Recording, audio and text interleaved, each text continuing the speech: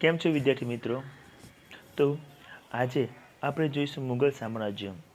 આપણે સૌ જાણીએ છીએ કે આપણા 7 અજાયબીમાં સામેલ એવું જે તાજમહેલ છે, ત્યારબાદ દિલ્હીનો લાલ કિલ્લો, ફતેહપુર સિક્રીનો બુલંદ દરવાજો, આ બધા સ્થાપત્યો મુગલ શાસકોએ બંધાવ્યા હતા.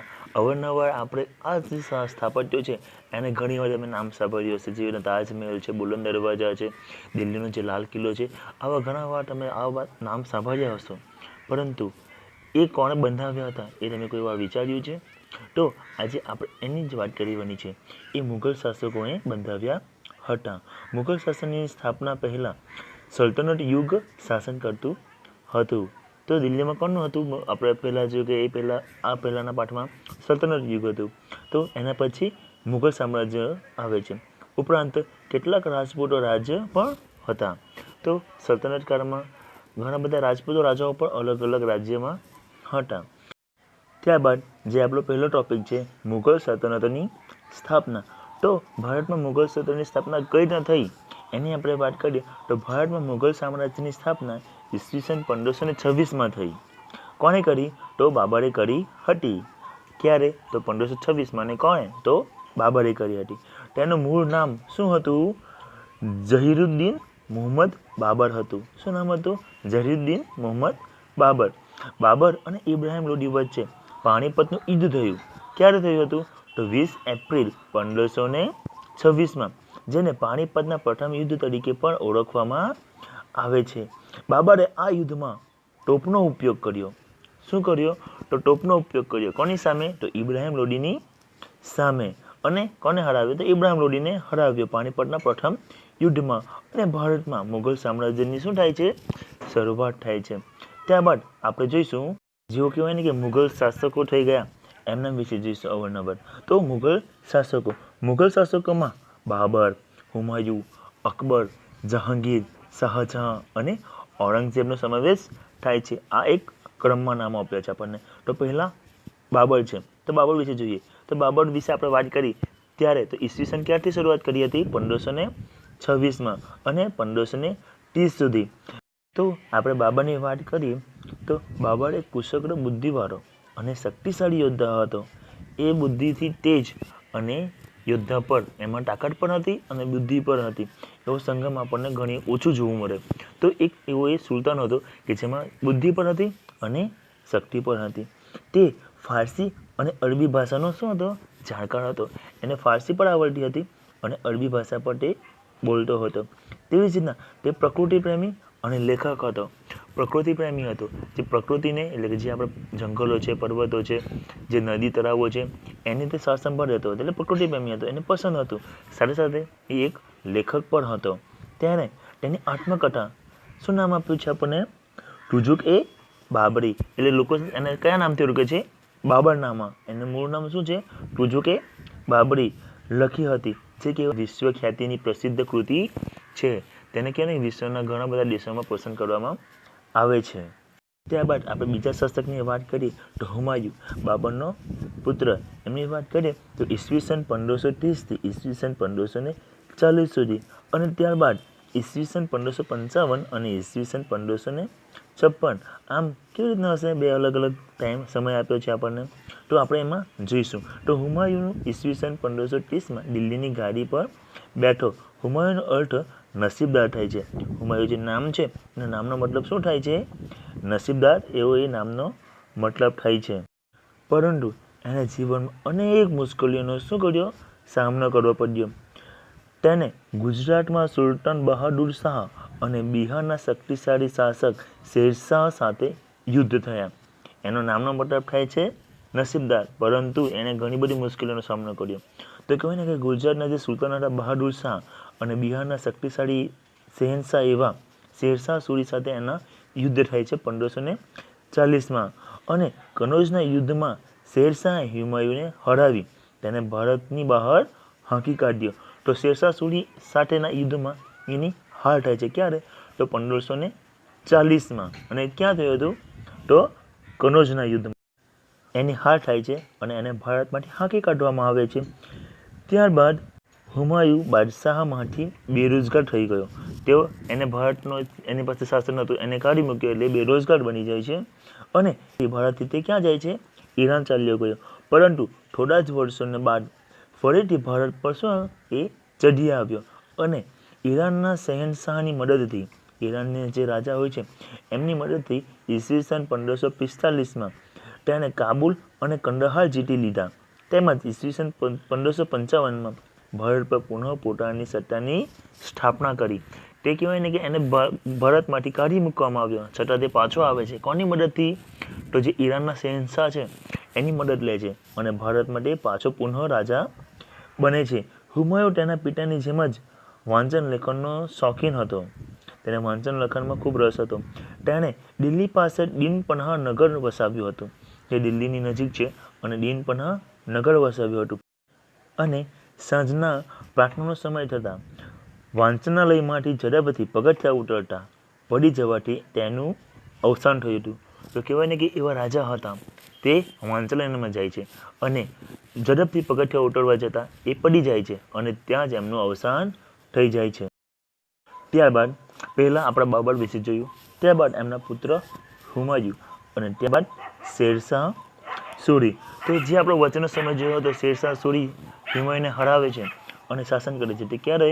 1540થી 1545 સુધીમાં. તો આપણે શેરશાહ સૂરીની વાત કરીએ તો એ કોણ હતો? અફઘાન વંશનો મુસ્લિમ હતો. તેનું મૂળ નામ ફરીદ ખાં હતું. હુમાયુને હરાવી ભારત પર પોતાની સત્તા સ્થાપી હતી. તે મૂળ ક્યાંનો હતો? અફઘાન વંશનો હતો અને તેને હુમાયુને હરાવીને ભારતમાં પોતાની સત્તા સ્થાપી હતી. તે સુધારક અને ન્યાયપ્રિય શાસક હતો. ડાકુ લૂંટારાઓને અંકુશમાં લઈ તેણે રાજ્યમાં શાંતિની સ્થાપના કરી હતી. તેણે જ નવી ટપાલ વ્યવસ્થા ઊભી કરી હતી. તેણે વેપારીઓ અને યાત્રાળુઓ માટે ધર્મશાળાઓ બંધાવી હતી. રાજ્યમાં જે વેપારીઓ આવે છે વેપાર કરવા માટે અને જે ધર્મનો પ્રવક્તાઓ આવે છે એમને આરામ કરવા માટે ધર્મશાળાઓ બંધાવે છે. અને વાત કરીએ તો શેરશાહે જ કહેવાય કે રૂપિયાનું જે આપણું ચલણ છે એ શરૂ કર્યું હતું. વિશાળ સેના નિર્મિત કરી હતી. તેણે એક પોતાની જ વિશાળ સેનાનું નિર્માણ કર્યું હતું. તેણે એક મહાન રાજમાર્ગ, શું નામ આપ્યું છે આપણને? ગ્રાન્ડ ટ્રંક રોડ નિર્માણ કર્યું હતું. એને કહેવાય ને કે એક વિશિષ્ટ પ્રકારનો રોડ છે એનું નિર્માણ કર્યું હતું, જે આપણા બંગાળ અને ઉત્તર ભારત સુધીનો વિસ્તરેલ છે. ત્યારબાદ શેરશાહ ઈસવીસન 1545માં પોતાનું નિરીક્ષણ કરતા હતા ત્યારે અકસ્માત થવાથી મૃત્યુ પામ્યા. અને ક્યારે મૃત્યુ થાય છે એમનું? 1545માં. તેમના મૃત્યુ પછી તેમના જેવો કોઈ શક્તિશાળી શાસક ગાદી પર આવ્યો નહીં. જ્યારે શેરશાહ હતા ત્યારે એમણે બધું રાજ્ય સંભાળ્યું હતું, પરંતુ એમના અવસાન પછી એમના જેવો શક્તિશાળી બીજો કોઈ શાસક થયો નહીં. પરિણામે 1555માં હુમાયુએ દિલ્હી અને આગ્રા પર આક્રમણ કરી અફઘાનોને હરાવીને પુનઃ મુગલ સામ્રાજ્યની સ્થાપના કરી. હુમાયુ પાછો આવે છે અને એણે દિલ્હી અને આગ્રાનો વિજય મેળવી અને પાછો મુગલ સલ્તનતની સ્થાપના એ કરે છે. ત્યારબાદ હુમાયુ પછી એમના વંશનો એટલે કોણ આવે છે? અકબર આવે છે 1556થી 1605 સુધી. તો અકબર વિશે જાણીએ તો અકબર રાજા તરીકે ભારતના ઇતિહાસમાં ઘણા પ્રાપ્ત સ્થાન ધરાવે છે. તો સૌથી શ્રેષ્ઠ રાજા તરીકે અકબર ભારતમાં સ્થાન ધરાવે છે. એમના જન્મની વાત કરીએ તો તેમનો જન્મ ઈસવીસન 1542માં અમરકોટના એક હિન્દુ રાજપૂત રાજાના ઘરે થયો હતો. તો અકબરનો જન્મ ક્યાં થયો હતો? અમરકોટમાં 1545માં અને એક હિન્દુ રાજપૂત રાજાના ઘરે થયો હતો. હુમાયુના અવસાન બાદ માત્ર 14 વર્ષની વયે તે દિલ્હીનો બાદશાહ બન્યો. તો કેટલી વર્ષની ઉંમરે રાજા બને છે અકબર? તો માત્ર ને માત્ર કહેવાય ને કે 14 વર્ષની ઉંમરે તે રાજા બની જાય છે. અને હુમાયુના અવસાન બાદ અકબર અને હેમુ વચ્ચે ઈસવીસન 1556માં પાણીપતનું એક બીજું યુદ્ધ થાય છે, જેમાં કોનો વિજય થતો હશે? અકબરનો વિજય થયો. તો આપણે જોઈએ અકબર વિશે તો એમણે પંજાબથી બંગાળ અને દિલ્હીથી ગુજરાત સુધીના મોટા ભાગના ભારતના વિસ્તાર પર એમણે શાસન સ્થાપ્યું હતું એમનું. તો ક્યાંથી? તો કહેવાય કે પંજાબથી બંગાળ સુધી અને દિલ્હીથી ગુજરાત સુધી, એટલે કહેવાય કે બહુ મોટો ભારત દેશનો ભાગ થઈ જાય એ ભાગ પર એમણે પોતાની સત્તા સ્થાપિત કરી હતી અને અકબર અને મેવાડના રાણા પ્રતાપ વચ્ચે બહુ જ જાણીતું હલ્દીઘાટીનું યુદ્ધ થયું હતું. અકબરે કાબુલ, કાશ્મીર, બલુચિસ્તાનથી દક્ષિણમાં અહમેદનગર સુધી પોતાની વિજય યાત્રા કરી. તો આટલા બધા વિસ્તારોમાં એમનું શું હતું? શાસન હતું. ત્યારબાદ સામ્રાજ્યનું સર્જન કર્યું હતું.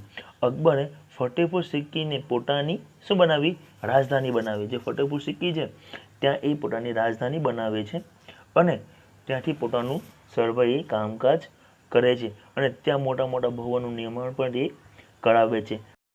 ત્યારબાદ જોઈએ તો અકબરે હિન્દુઓ પ્રત્યે ઉદાર નીતિ અપનાવી રાજપૂતો સાથે સામાજિક સંબંધોની શરૂઆત કરી. તેમણે કહેવાય કે જે હિન્દુઓ પ્રત્યે પણ ઉદાર નીતિ અપનાવી હતી. એમને કહેવાય કે અલગ ધર્મના છે, અલગ પંથના છે એવું વિચાર્યા વિના એમને પણ અપનાવે છે અને એમની જોડે સામાજિક સંબંધો પણ તે બને છે. એટલે કેવા સામાજિક સંબંધો? એટલે કે હિન્દુ જે સ્ત્રી હોય એમની જોડે લગ્ન પણ કરે છે. ત્યારે રાજપૂતોની સેનાના ઉચ્ચ પદો પર નિમણૂક કરી હતી. જે રાજપૂતો હોય તો એમની જે સૈન્ય હોય એમાં ઊંચા પદે રાજપૂતોની પણ તે નિમણૂક કરે છે. રાજપૂતોએ પણ પોતાની વીરતા અને સાહસથી અકબરને ભારત વિજય માટે ખૂબ જ મદદ કરી હતી. તો કહેવાય કે સૈન્યમાં રાજપૂતોને ઊંચા ઊંચા પદો આપે છે તો રાજપૂતો પણ કહેવાય નહીં કે એમને મળેલું સન્માન તે એ બતાવે છે અને લશ્કરમાં કહેવાય ને કે મોટા મોટા જે બીજા રાજ્યો હોય એ જીતીને અકબરને આપે છે. ત્યારબાદ અકબર બિન સાંપ્રદાયિક રાજા હતો. તો કે એક સંપ્રદાયમાં નથી માનતો, તે બિન સાંપ્રદાયિક, બધા જ સંપ્રદાયો સરખા છે એમાં માને છે. અકબરે બધા જ ધર્મના ઉત્તમ તત્વોને એકઠા કરી. જે ધર્મો હોય અલગ અલગ ધર્મ, તો બધા જ ધર્મોને કહેવાય ને કે એક ઉત્તમ જે તત્વો હોય, જેવી રીતના કહેવાય ને કે હિન્દુ, મુસ્લિમ, શીખ, ઈસાઈ, એ બધા આપણા ધર્મો છે એમાંથી જે મુખ્ય તત્વો હોય, સારા સારા તત્વો હોય એને લઈને એક નવો સંપ્રદાય બનાવે છે જેનું નામ શું હોય છે? દીન એ ઇલાહિત સંપ્રદાયની સ્થાપના કરી હતી. તેણે રામાયણ, મહાભારત, અથર્વવેદ, ત્યારબાદ પંચતંત્ર અને બાઇબલ, કુરાન જેવા મહાન ગ્રંથોનો અનુવાદ કઈ ભાષામાં કરાવ્યો હતો? તો ફારસી ભાષામાં તે અનુવાદ કરાવ્યો હતો. ત્યારબાદ અકબર એક સમાજ સુધારક પણ હતા. તેણે બાળ લગ્ન અને સતી પ્રથા, જે બાળ લગ્ન હોય, જે છોકરાઓના નાની ઉંમરમાં જ લગ્ન કરી દેવામાં આવતા હોય તે પ્રથા, અને જે સતી પ્રથા એટલે કે પતિના મૃત્યુ પછી સ્ત્રીએ પણ કહેવાય કે પતિની જે શરીર હોય એની સાથે યજ્ઞ પર દહન થવાનું હોય, જે પ્રથા હતી એનો વિરોધ કર્યો હતો. ત્યારબાદ એમણે કહેવાય કે એમના સામ્રાજ્યમાં જે યાત્રાવેલો લાવવામાં આવતો હતો તે પણ નાબૂદ કર્યો હતો. તેવી જ રીતના જે બળજબરીપૂર્વક ધર્માંતરણ એટલે કે એક ધર્મમાંથી બીજા ધર્મમાં જબરદસ્તીપૂર્વક ખસેડવામાં આવતા લોકોને એમ કહેવાય ને કે એમણે પ્રતિબંધ મુકાવ્યો હતો. અકબરના સમયનું ભારત આર્થિક રીતે સમૃદ્ધ હતું. જ્યારે અકબરનો સમય હતો ત્યારે જે ભારતની સ્થિતિ કેવી હતી? સમૃદ્ધ ગણાતું હતું. તેણે સામાજિક સહિષ્ણુતાના યુગનો પ્રારંભ કર્યો હતો. જે સમાજ એક છે, દરેક લોકો પોતાનો ધર્મ પાળી શકે છે એવો એક સમાજ એમણે નિર્માણ કર્યો હતો અને એમનું કહેવાય ને કે ઈસવીસન 1605માં તેમનું શું થાય છે?